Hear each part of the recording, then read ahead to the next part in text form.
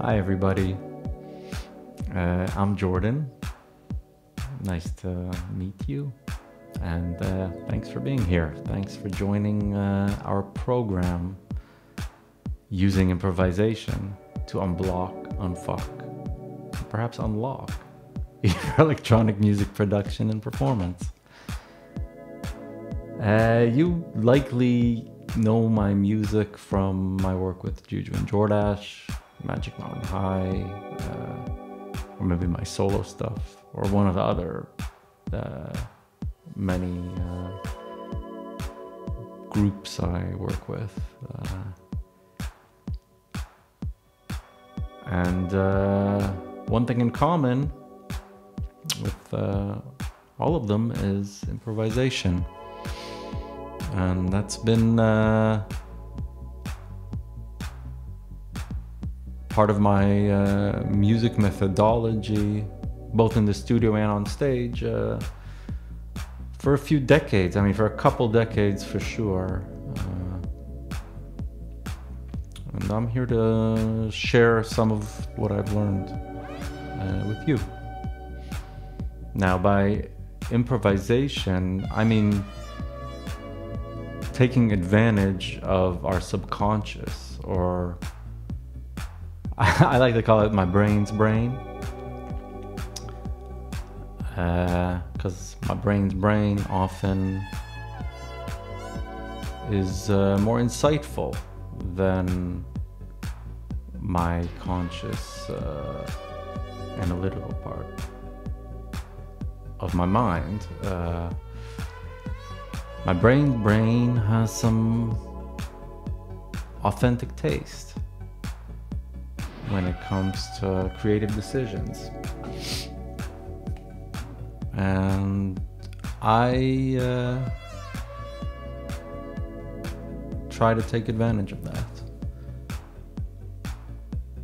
Now, by unlocking, unblocking, and unfucking your production and live shows, live performances, I just mean letting your subconscious be the leader in certain situations, and in other situations allowing our analytical side take over and shape those unruly subconscious tendencies that we all have. Our analytical side is very useful for, shaping a clear musical narrative and sculpting our raw subconscious creative output into a coherent musical statement. One of my favorite albums is like Miles Davis' Bitches Brew, and that album is basically really chopped up, edited down performances of this Miles Davis electric orchestra at the time, even with different personnel on different tracks. And it's the producer, Tio Macaro, he chopped that shit up without mercy. I mean, he fucking chopped Miles solos and shit. So even geniuses like Miles Davis, I mean, even they their approach isn't like complete improvisational chaos, even if the end result may sound like it, like on Bitches Brew, for example. And I remember when I was a kid and I found that out, fucked me up in a good way, like big time. Really liberating thought. Now, I only speak from experience, because in the last few decades I've developed this attitude and workflow here in the studio or while performing on stage, that allows me to use improvisation to kind of loosen up, to kind of grease up the subconscious during this creative process, and without sacrificing all the good stuff that analytical thinking, the gifts of analytical thinking. Yeah.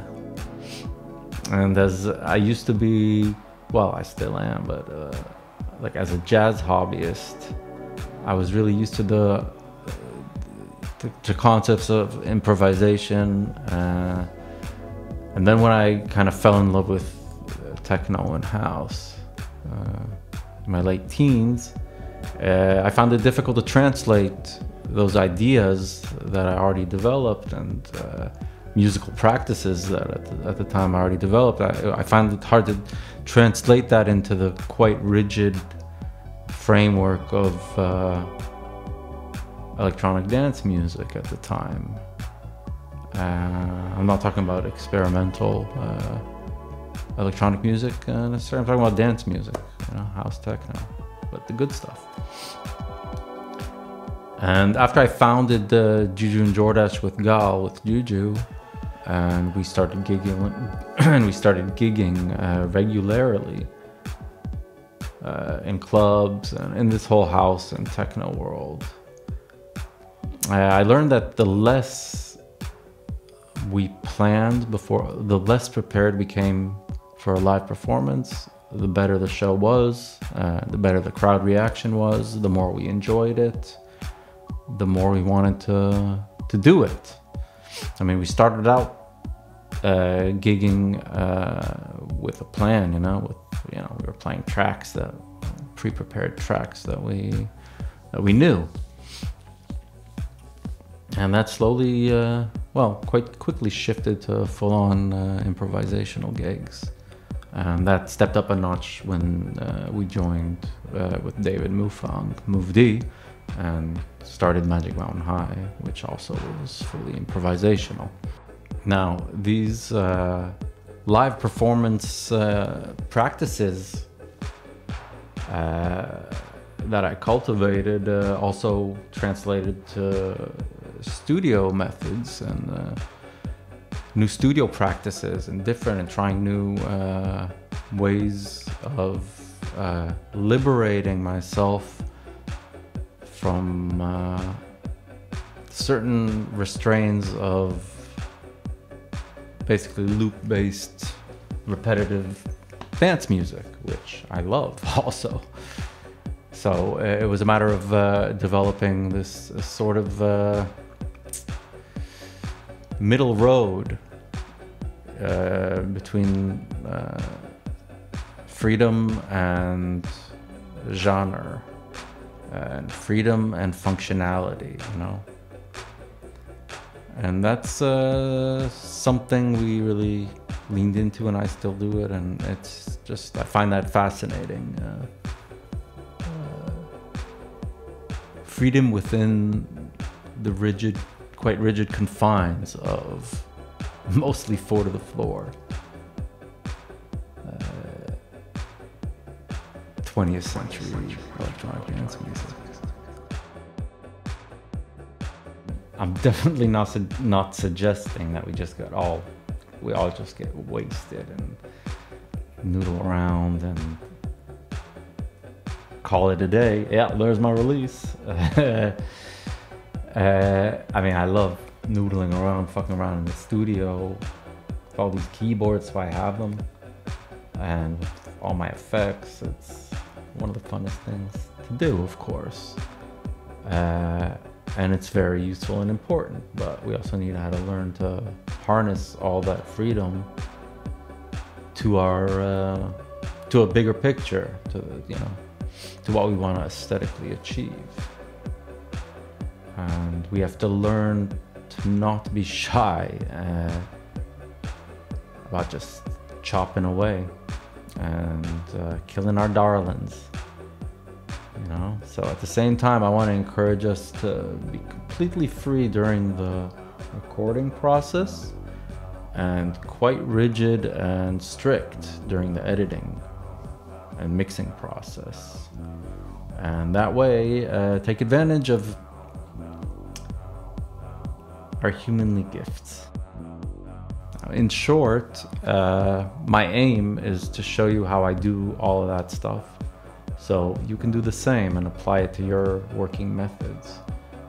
I really want to, I mean, it's an ongoing process for me as well, so I just want us to further break free from all the creative restraints and wrongly perceived limitations that hold us all back from either making music in the first place or just holding us back from making more honest music and that feels more authentic to us.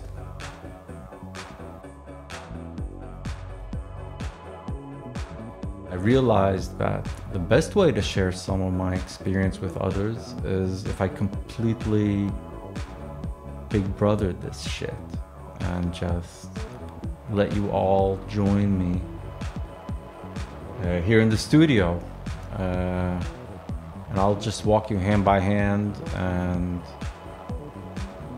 walk you through my process of building a track from scratch. At least that will be the first part of the program.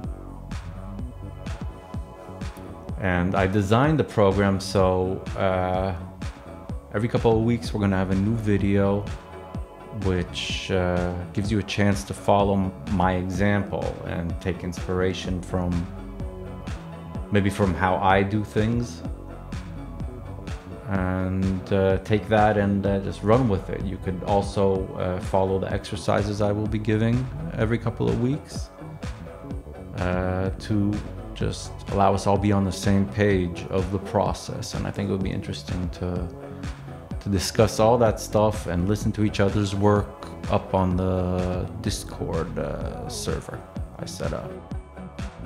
Another way that we can communicate is the monthly Zoom roundtables. And there I'll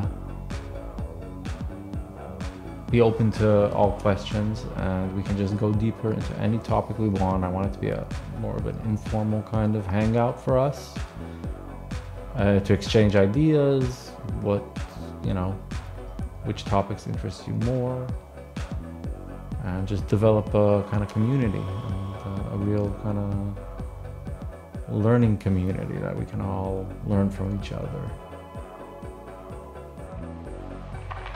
If you would like to go deeper on your own productions unrelated to this course, I started a third tier for a limited amount of private one-on-one Zoom talks. So I mean, you can check that out in the description. And, I think that could be also very helpful if you want me to really follow your progress on your own tracks unrelated to the exercises and videos, and focus on what interests you and in which ways you think I could help you progress within your own creative sphere.